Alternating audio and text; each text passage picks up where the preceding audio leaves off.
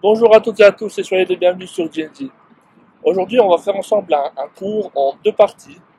Ce sera un cours sur en fait la photo de paysage. Donc, je vais parler dans la première partie de comment faire la photo, quels sont les réglages, les conseils que je vais vous donner, et également comment je me positionne vis-à-vis du paysage pour avoir un meilleur angle.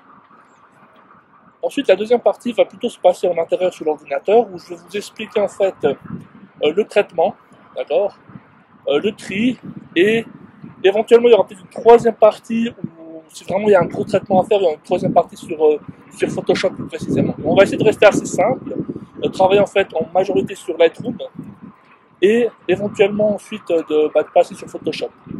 Donc, les conseils pour la photo de paysage.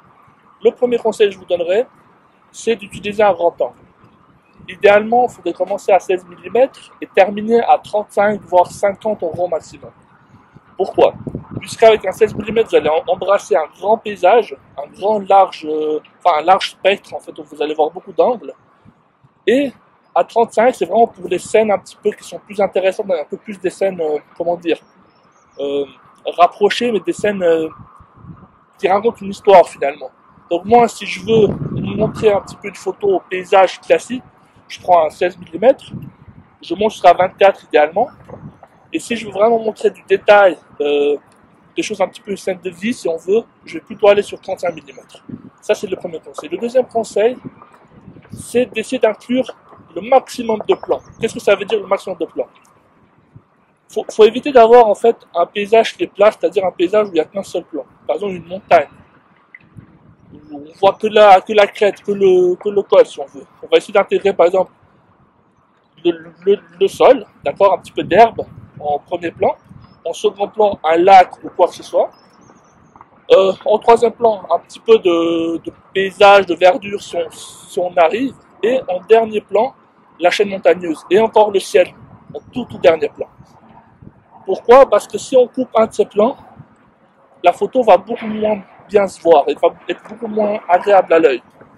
Donc ça, c'est vraiment les plus grands conseils que je peux vous donner. Ensuite, un conseil que je donne toujours à tout le monde, pour du paysage, travaillez en mode manuel. Pourquoi le mode manuel? Vous allez pouvoir faire un réglage comme vous voulez. Et même si ça semble compliqué, ça n'est pas réellement. D'accord? Donc, je vous explique. D'abord, la première chose qui est importante à savoir, c'est les ISO. Les ISO, on les règle selon la lumière qu'on a. Là, je vois qu'aujourd'hui, on a une lumière qui est bonne. D'accord? Une lumière qui est passablement excellente, donc c'est très éclairé, un beau soleil. Je me limite à 100 ISO. D'accord? À 100 ISO, maximum. Ensuite, pour la vitesse. Alors, la vitesse, moi j'ai un calcul simple. Je ne me casse pas la tête. Si vous avez un stabilisateur sur votre appareil photo, soit objectif, capteur, peu importe, c'est une fois la focale utilisée. C'est-à-dire que si c'est un 16 mm, monter jusqu'à un 25e, ou un 16e minimum et un 25e, d'accord? Jusqu'à un 16e, ça n'existe pas.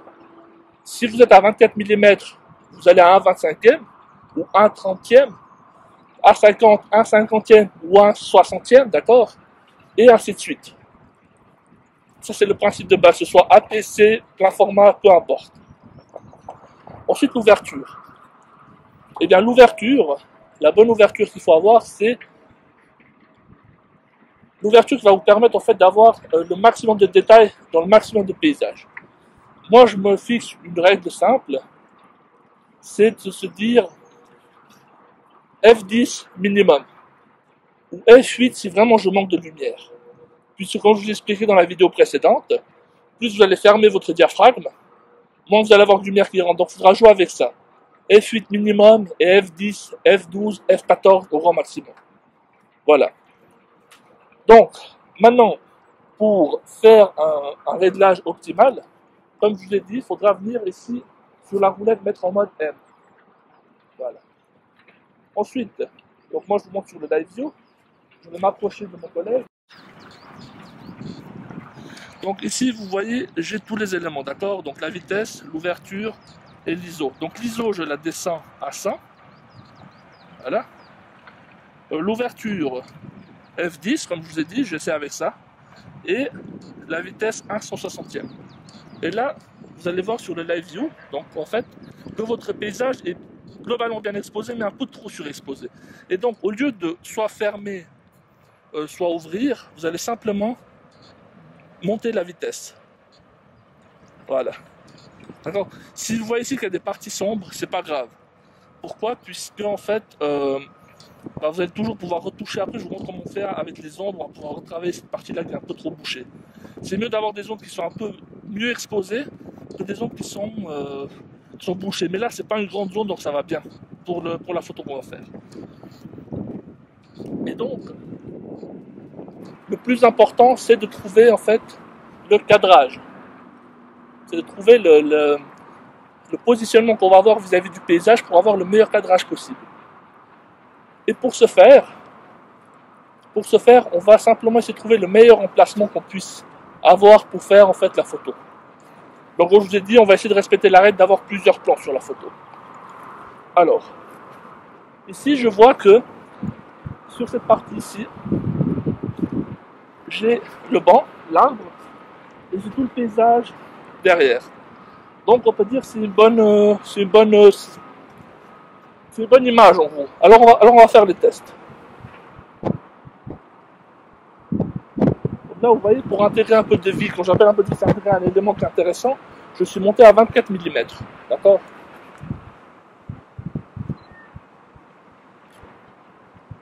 Voilà. Et je prends ma première photo. Et on va se déplacer maintenant pour essayer d'avoir un meilleur cadrage.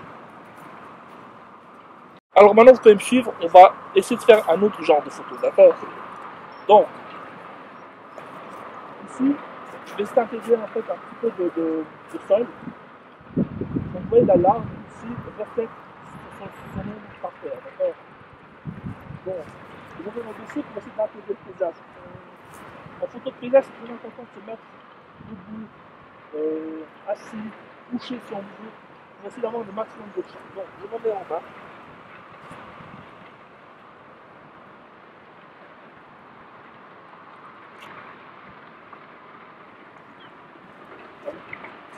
Donc là, c'est une photo qui a été faite.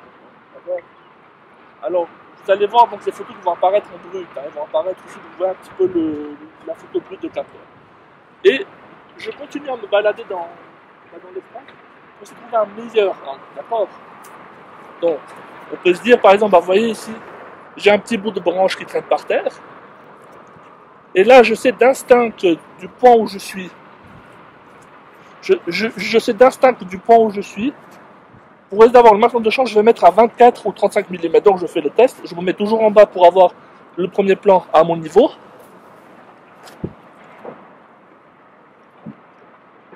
Donc là, vous voyez, je suis à 35 mm tout à fait, exactement. Voilà, 35 mm. Et je fais la photo. Et pour être sûr que je vais vraiment tout avoir, rien ne m'empêche en fait de dézoomer, de me mettre à 16, 24, voilà. Pourquoi je fais trois photos à différentes? Pour la simple et bonne raison que j'ai un capteur qui est très grand, qui a beaucoup de pixels, donc je peux très facilement cropper, très facilement runner l'image, et c'est beaucoup plus pratique en fait de faire une seule photo au zoom que je veux.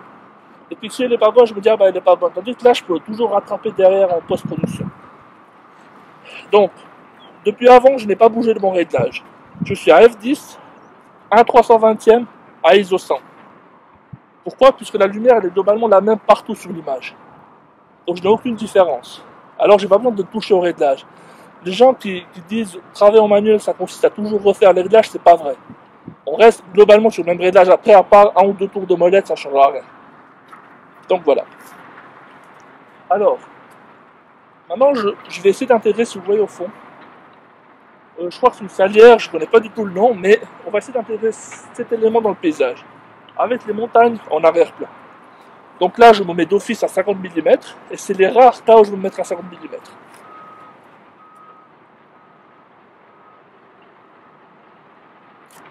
Voilà.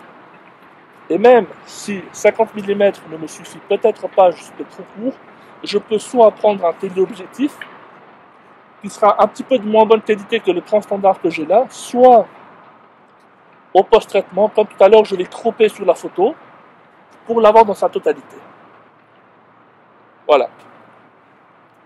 Donc, après que vous êtes retrouvé dans un endroit comme ça, vous avez un lac, quelque chose, rien ne vous empêche de faire le tour pour essayer de trouver le meilleur des réglages. Donc voilà. Alors voilà, donc la première partie en extérieur elle est maintenant terminée. Je vous ai expliqué les principaux conseils, les principaux réglages à connaître. Donc toujours adapté par rapport à la lumière que vous avez. Travailler en manuel, votre capteur vous remerciera, votre travail en post-production sera bien moindre. Et donc maintenant, je vous laisse me suivre à l'intérieur sur l'ordinateur. Et donc en attendant, n'hésitez pas à partager, commenter la vidéo sur YouTube, Facebook, Twitter. Nous sommes partout. Et à tout bientôt.